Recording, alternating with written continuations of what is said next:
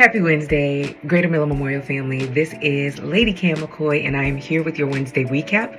I am so grateful I had an opportunity to bring a word, and I pray that it blessed you the way that it blessed me. So, in Exodus, the 33rd chapter, 12 through the 15th verse, that's where Moses finds himself in a moment of real pressure. God has promised him the land, but Moses is concerned, right, about who is going with him. He is leading the children of Israel after everything that had just happened with the golden calf fiasco. He's anxious, he's burdened, he is desperate for the presence of God. So Moses says something very bold in that moment. He says, if your presence does not go with me, do not send me. And God responds with a promise that changes everything. My presence will go with you. And not only that, I will give you rest. So we talked about what rest looked like for Moses. Rest meant shared weight and responsibility, so Moses would not have to carry this all on his own. Rest meant reassurance. Moses didn't have to wonder whether or not God would leave or not. Rest meant protection. God was covering him.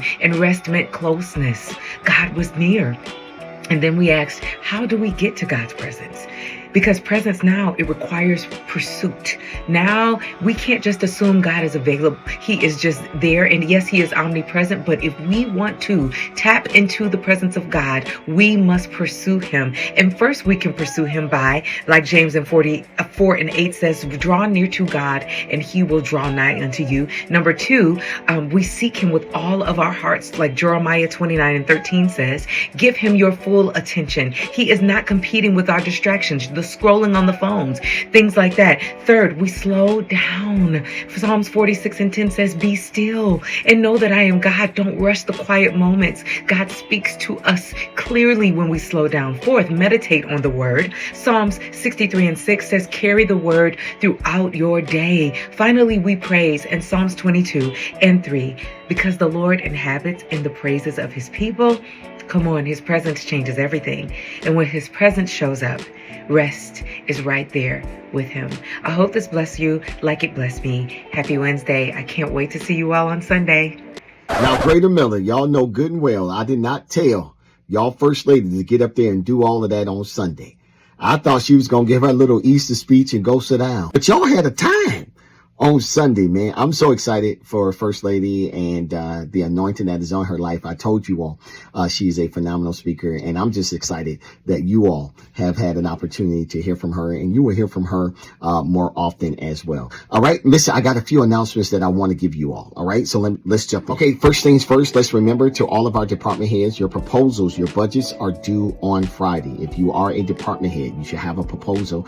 For those of you that have voice concerns and you need a little bit more help or you're unclear, make sure you get in contact with myself or Sister Nikki ASAP. We have no problems answering any questions or giving you any help that you need with your proposal. If you need help, ask for it now to make sure your proposal is in on time. All right, Sunday kicks off the month of February, and we do understand that we are in Focus Forward February, and I'm really excited about that. We will not, I repeat, we will not be serving communion on this coming up first Sunday, so you don't have to be in your black and white or your garments, because there's a lot of information that I want to roll out to you, and I don't want to rush into communion. So don't worry about being in your habits or your clergy attire or your black and white. If you're a lay member, come dressed as you please as we focus on our spiritual, mental, and physical health. I'm excited to let you know that on this month, we are starting our consecration as well. You will get more information about that and how the Lord has planned that out for us on this coming up first Sunday. So you most definitely want to be in the building, but I'm asking you to do this as well.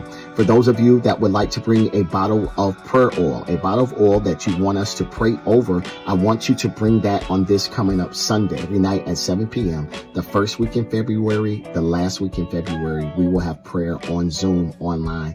Greater Miller, I need everybody that can to be on that prayer call so that we can unite as a church family and pray together. I'm excited to inform you that it's time for Bible study. We're excited. We've been talking about it, and now is the right time for us to start. So Tap In Tuesdays will start the first Tuesday in the month of February and will continue on throughout the entire year. That's right. Every Tuesday, we will have Bible study on Zoom at 7 p.m. and we're talking about 30 minutes. You can do 30 minutes. I promise you, you can. All right, I believe that's all I have for you. I can't wait to see you on this coming up Sunday. I hope you'll be in the building. I want to make sure I get a chance to hug your neck. I'll talk to you soon, Greater Miller.